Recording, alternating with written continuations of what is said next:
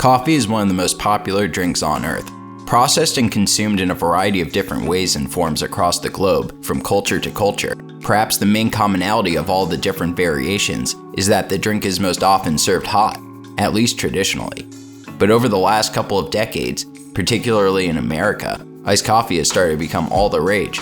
This year in 2024, coffee giant Starbucks reported in the third quarter that 75% of its quarterly sales were from the cold beverages, up from 2013 when it was just 37%, with no signs of slowing down as iced coffee is particularly popular with Gen Z and Millennials. Of course, this surge in popularity is season dependent, with iced coffee becoming most popular in the summer, as it is more refreshing than its hot counterpart. But proving that this isn't just a recent summer trend are the hardened souls that drink iced coffee even in the dead of the American winter, showing that in the US, cold coffee is starting to become the preference, not just the occasional frill. The history of coffee consumption dates back to possibly as far back as 9th century Ethiopia, and cultivation began in 15th century Yemen. Soon after, it would quickly spread across the world, as the addictive beverage started to compete with its other caffeinated rival, tea. Coffee grows best inside of the belt between the tropics of Capricorn and Cancer, and was quick to be identified as a cash crop in these regions. The history of cold coffee seems to have started in 17th century Japan, where sailors wanted a way to eliminate the fire hazards of hot coffee brewing methods, and cold brew coffee was made by dripping cold water through a water tower over coffee grounds. This method today is called Kyoto-style coffee, and is a precursor to the popular cold brews today. In Vienna around the same time period, the Viennese experimented with an excess of coffee left by the Turkish army, and reportedly made cold coffee out of it. In 1840, during the Battle of Mazagran in Algeria, cold coffee was used by the French military, who after they ran out of milk and brandy to serve to the troops, figured cold water and coffee in the harsh hot conditions could be refreshing. It was a success and the French won the battle, and as troops came back to Paris, they spread the idea to fellow Parisians, and the drink was born in France, known as Café Mazagran. And during the American Civil War, cold coffee was made as well for a similar refreshing purpose. Indeed, surely many would have thought of the idea of cold coffee and recreation throughout history. And though there are these stories of its consumption from hundreds of years ago, as the world industrialized and coffee would become accessible and popular around the globe, few would drink the coffee cold, and hot coffee would become the norm. This is not necessarily surprising, considering at the time ice was not as readily available as it is today, and keeping things cold was a luxury save for only perishable foods, and cold coffee would not be made a priority. In America, however, the value of ice would become recognized in the early 19th century. Boston entrepreneur Frederick the Ice King Tudor, noticing the potential profit in New England's freezing climate in the winter, yet at times sweltering humid heat in the summer, created the Tudor Ice Harvesting Company, and it started to boom, making ice popular in the homes of Americans across the country, and as an export all the way to the Caribbean, Europe, and Asia. By 1850, 100,000 tons of ice were being shipped each year out of the US, becoming a top American industry. And by 1860, 2/3 of homes in Boston and New York were getting shipped ice daily.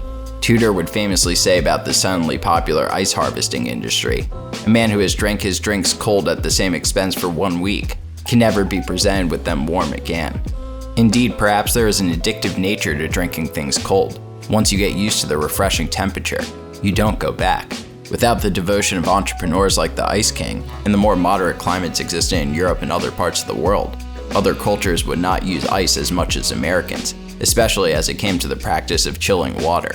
Even Mark Twain's curiosity was not withheld by the unique and growing American trend of ice water, stating, "I think that there is but a single specialty with us, only one thing that could be called by the wide name American. That is the national devotion to ice water." At the turn of the century, electricity would change the landscape of ice making with the invention of refrigerators and freezers. Now one can easily make ice themselves at home, and suddenly what was previously an expensive commodity was now the subject to the preferences of curious, potentially coffee-drinking consumers.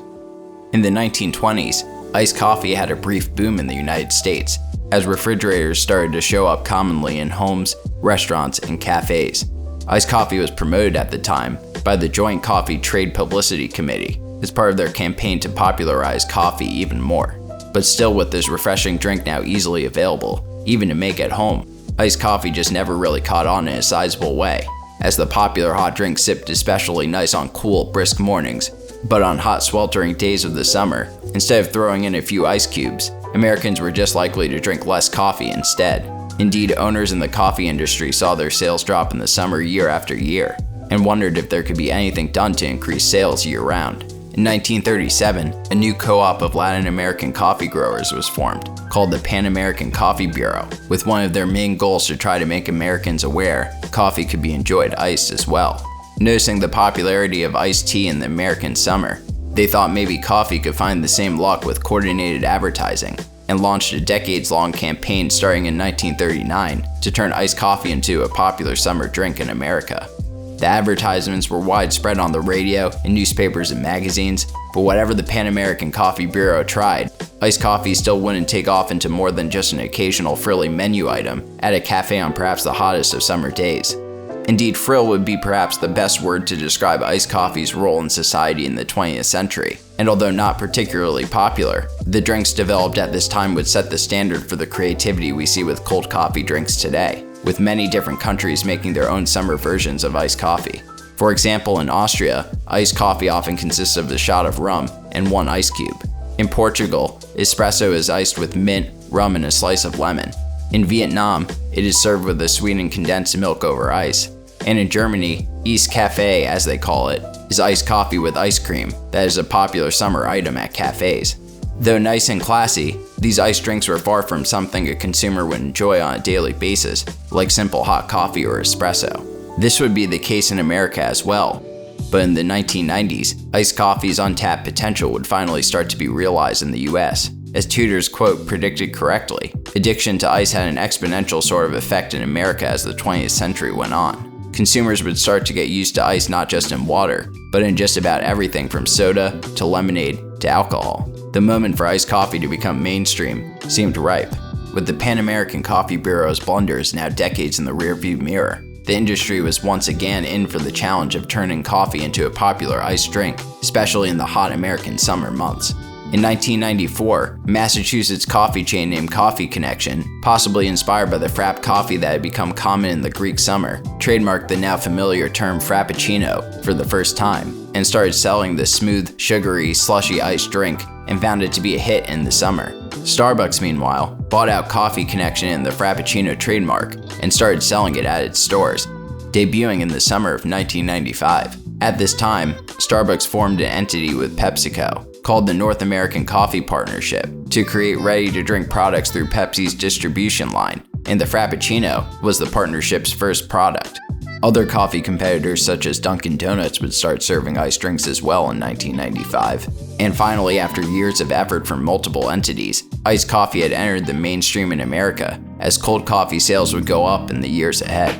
The most common demographic consuming iced coffee are young Millennials and Gen Z. As the two generations have become coffee drinking age, coffee companies have seen more and more of their sales consisting of cold drinks. Drink experts believe this could be because young people tend to enjoy sugary drinks more than older consumers, and iced coffee is more often mixed with sugar than its hot counterpart. Growing up with iced coffee more popular than ever, and due to the fact that coffee is an acquired taste with sugar being preferred early in the consumer's journey with the drink, iced instead of hot coffee fastly became Millennials and Gen Z's preferred choice.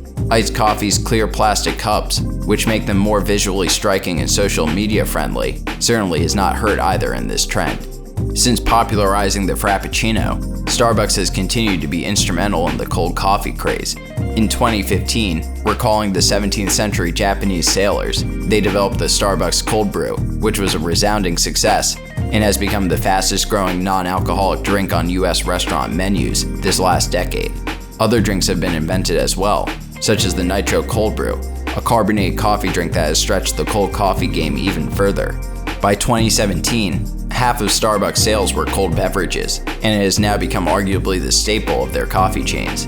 Outside of just Starbucks, the trend has certainly been industry-wide and got consumers more into iced coffee, and in 2023, approximately 24% of coffee drinkers consumed iced coffee on a daily basis, up by 7% from 2022. With about $17.7 billion spent on at-home iced coffee in the year, up double from just $8.5 billion spent in 2016. And at cold coffee happy Starbucks, during the third quarter of 2024, a whopping 75% of all of their sales were cold drinks. As we sit here now in 2024, with millennials and a majority of Gen Z now dedicated coffee drinkers and surely graduated from only drinking sugary coffee. Starbucks, which in 2006 started mixing their classic syrup and iced drinks by default, just this summer in 2024 decided to serve them sugarless instead, for the first time in 18 years. Iced coffee has become so normal in America, it has started to transcend the Pan-American Coffee Bureau's dreams of making it the hottest cold summer drink. And though there is surely still a seasonal bias between hot and cold coffee, now more and more people are drinking iced coffee year-round, even in the coldest of months. To these passionate iced coffee drinkers, the drink is now a far cry from a 20th century frill, and has now become the clear choice to consume coffee for many Americans. Half of industry leaders recently surveyed by the World Coffee Portal mentioned iced coffee's growing popularity as the most important trend affecting the US branded coffee shop market, even ahead of specialty coffees and drive-thrus. Around the world, however, the last 20 years, this iced coffee trend has been much more muted, and though it does seem cold coffee is gaining some traction in parts of the world, iced coffee's daily popularity seems to still be a uniquely American phenomenon, as has been the case with other iced drinks, such as water and soda. As a daily iced coffee drinker myself, who admittedly can't bear drinking hot coffee even on the coldest of days, I've wondered if this cold coffee trend could ever capture the taste of the rest of the world, allowing me to enjoy my favorite drink even when abroad. Perhaps that dream seems rather bleak at the time being, but hearkening back to Frederick the Ice King Tudor's poignant quote, "A man who has drank his drinks cold at the same expense for 1 week can never be presented them warm again." Perhaps it's only a matter of time before iced coffee will become the default beverage in the US, and maybe one day, even around the world. Thank you so much for watching. Consider subscribing, and check out another video.